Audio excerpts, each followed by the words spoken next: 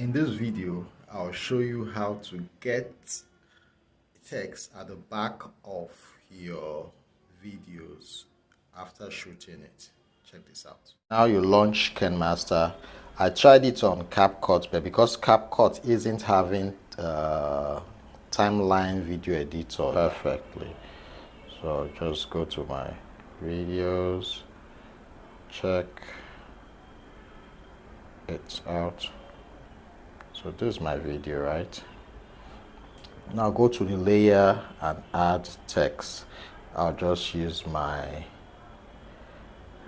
educator, right? Okay, so that's the text layer. I'll just stretch it. Now this is Kinemaster 6.1, so this is the latest version of Kinemaster. So you see it's in front. So what I'll do is send it to the back. So what I do again, I go to my layer and add media.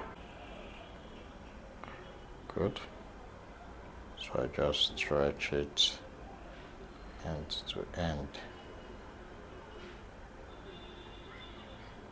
Good. So you see the same this video length. Now this the overlay. I'll go straight to magic remover here, and it will take a little bit time.